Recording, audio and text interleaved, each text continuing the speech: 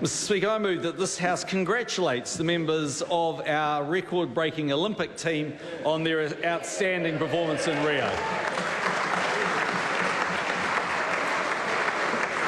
Mr Speaker, these inspiring New Zealanders did their country and themselves incredibly proud. They showed there is no limit to what Kiwis can achieve when they set goals and work hard to attain them. And seeing New Zealanders not only excel but also carry themselves with such dignity and poise on the world stage reflects incredibly well on New Zealand and is an inspiration to Kiwis young and old. Mr Speaker, this government believes that if you give New Zealanders an equal crack on the world stage, they are capable of anything. These athletes have shown just that.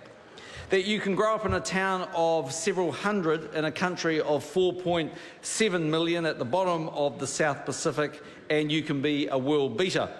That it's possible to outrun, outthrow, outleap, outshoot, outpaddle, outrow and outsail the best the world has to offer if you're prepared to put in the hard work to make it so. And that there are opportunities for young New Zealand athletes outside of rugby fields and cricket grounds.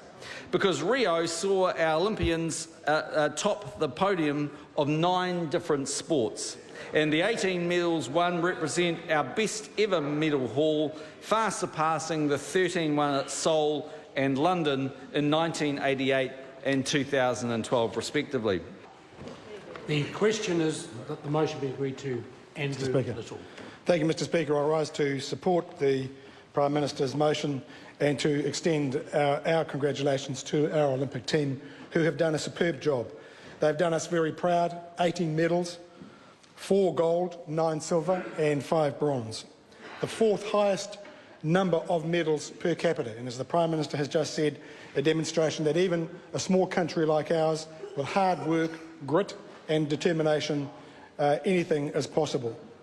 It was very heartwarming to see Nikki Hamlin in the 5,000 metre women's race being awarded the International Fair Play Committee Award because in the middle of her race she stopped to help another injured athlete and she completed that race last. But in fact, she won also. She won the hearts of millions around the world for her generous spirit. She said that she was proud to prove that you can be a competitor, but you can be kind and responsive at the same time. We're a country that prides ourselves on fair play, and Nikki, in the true Olympic spirit, has done us very proud. Mr Speaker, we saw the old hands, the experienced hands, Val Adams, Mahi Drysdale, Lisa Carrington, Blair Tuke and Peter Burling. They excelled in their chosen fields. And Nick Willis, of course, came through on the bronze. Took a month off social media. How envious we are, all of them, for doing that, so we could focus on his success. But, Mr Speaker, one of the most encouraging things about these Olympics has been the number of new young New Zealanders who performed and are now becoming household names. Jacko Gill, Tom Walsh, and of course the amazing Eliza McCartney. The success of these young Kiwis is a great sign of things to come, and we should be very hopeful for future Olympics. I want to also acknowledge the work of Rob Waddell, not only in managing the team we had and the success that we achieved, but I was so impressed that on his arrival, after sorting out the issues that he had to with the team, he also took members of our Olympic team to the favelas in Rio de Janeiro. He showed that outreach to those who are less fortunate, which again is in the true Kiwi spirit. Mr Speaker, on behalf of the opposition and the Labour Party, I want to congratulate our Olympic team on their successes and the many successes still to come. Mr Speaker. Kevin Haig. Thank you, Mr Speaker. The Green Party wants to join other parties in expressing our admiration and our thanks to Rob Waddell and the fantastic Kiwi Olympic team, especially, of course, to the medal winners, but indeed we want to express our admiration and our saluting everyone from that team. We know that sporting performances like those that we've seen, near the limits of what the human body is capable of, don't just happen. You know, they are the result of many mornings in the dark and the cold and the wet, the loneliness of training. They're the result of self-sacrifice, determination and hard work. And Mr. Speaker, we want to salute all of those members of the team for that. We couldn't, in the Green Party, help but notice that most of our medal winners were women. And we hope that this will be the prompt for properly funding women's sport. High performance sport set a target of 14 medals for Rio, and so our record haul of 18 medals clearly surpasses that, and that's a fantastic achievement. But for us, the real measure of the success of our Olympic performance will be whether, as a country, we have the wit and the wherewithal to ensure that those performances inspire more people becoming more physically active more often. Mr. Speaker, it's hard to pick a favourite performance and, of course, invidious to try, but I guess for me, my favourite sporting performance of the Games was Eliza McCartney. I mean, who could deny that fantastic grin, her sharing her excitement and her pleasure with the entire nation. But just as the Prime Minister and Andrew Little have mentioned, I guess my favourite moment of the entire Games was the incident involving Nikki Hamblin and Abby D'Agostino from the United States in the 5,000 metres. Because what those two women did was to show us some values. They showed us that solidarity was more important than competition, even in the most competitive environment. And that most Kiwi of values, that when someone is in need, it is our nature to reach out a helping hand. Let that be a lesson to us in this House, sir. Mr. Speaker. Clayton Mitchell. Thank you, Mr. Speaker. I'd like to rise on behalf of New Zealand First to also add our congratulations to the New Zealand Olympic team, but not just to the sports people, men and women that competed so feverishly on the international stage, sir, but to all the families and the supporters, the team members, the coaches and the physios that backed this team up and actually enabled them to get there. In fact, sir, every single taxpayer in this country can take pride to know that hard-earned money that they've worked for has gone in to support this very iconic event that happens every four years to see such a fantastic result by this country. It's certainly a result, sir, that we haven't felt in the past, receiving our highest ever medal tally of 18, which certainly surpasses the 14 medals that we were tipped to receive, sir.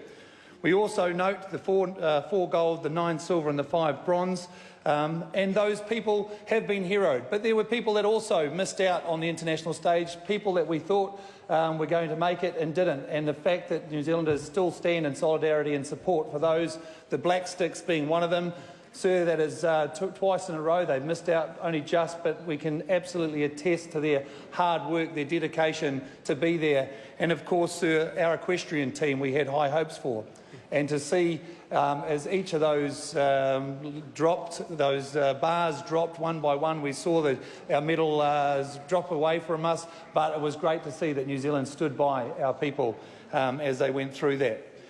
I have to say my favourite moment, as many people, was to see our Nikki Hamblin out there on the international stage stopping to take time to show her solidarity and show true Olympic spirit. It has been picked up throughout the world and it resonates very, very strongly internationally, sir. But we may yet still pick up another medal. Of course, there is the Pierre de Coubertin medal, which she is potentially going to be put forward for. And that's only ever been given out 17 times in the entire history of the Olympic Games. And if that medal is gained, then that certainly would be of huge value to New Zealand and our history within the Games, sir. As I said, and has been mentioned, We have had 11 of the 18 medals achieved by females. For the first time that has happened with New Zealand's involvement in the Olympic Games, and also, sir, to see a majority of females competing in the Olympic team of around 200 people is great to see also.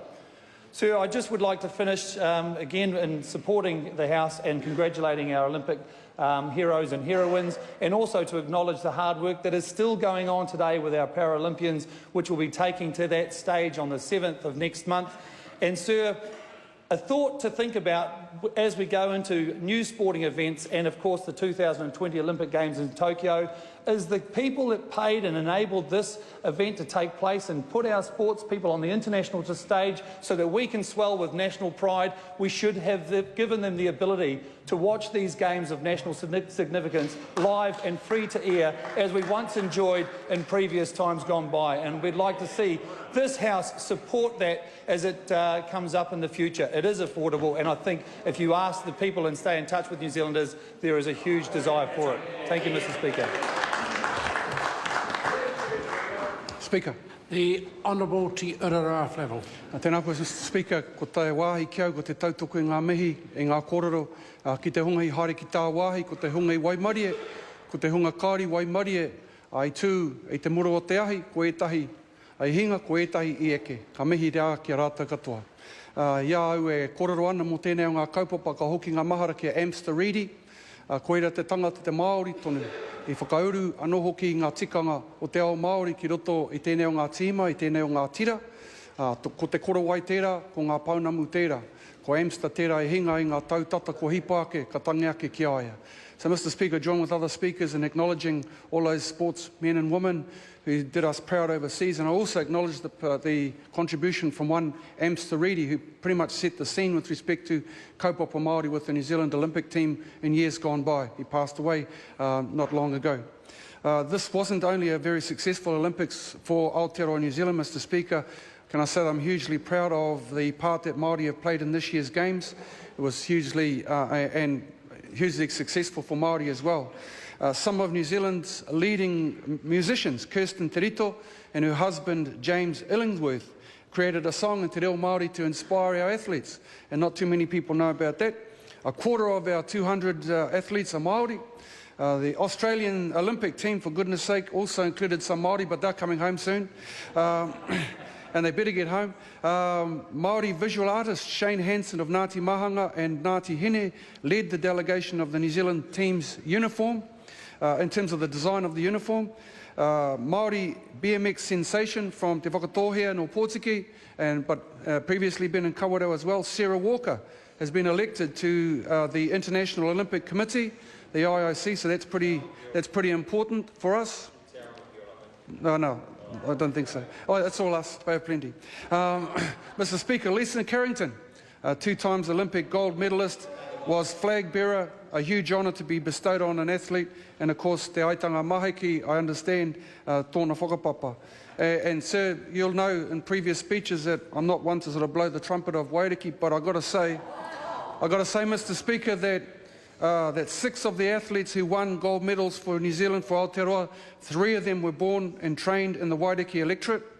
Mahi Drysdale from Tauranga, rowing men's single sculls, Lisa Carrington from Ohope, the canoeing women's K1 200, and Peter Burling from Tauranga Moana, sailing men's 49ers. So, you know, in the Bay of Plenty and the Waiariki electorate, Mr. Speaker, as I say, very humble, we both breed them, we train them in the Waiariki, and 9 of the 15 Olympic medals that New Zealand received at this year's Olympics came from the Waiariki.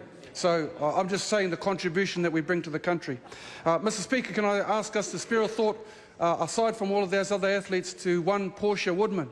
If there was ever a competition in that Sevens women's rugby that I think many people were watching, that just to see how she was so emotional in the outcome of that particular event. So she says because of her efforts, I think that she actually should hold herself proud of being an example of the Olympic spirit by going hard through all those games, but to find at the final hurdle not quite good enough. So we wish her well and hope that she comes through for the next games. Ka nui te mihi, kia ora tātou. Mr. Speaker. David Seymour. On behalf of the ACT Party, I'd like to join with other leaders in support of the Prime Minister's statement. Mr Speaker, it is difficult to overstate how well our tiny country won so big, and we should all be proud of the many fine attributes of New Zealand that were embodied in those achievements. In honour of those great Olympians, those who competed, and especially those who won medals, I'm going to keep my speech hopefully shorter and faster than Lisa Carrington paddling 200 metres. Congratulations to our Olympians. Thank you, Mr Speaker. The question is that the motion be agreed to. Those of that opinion will say aye. Aye. To the contrary, no. The ayes have it.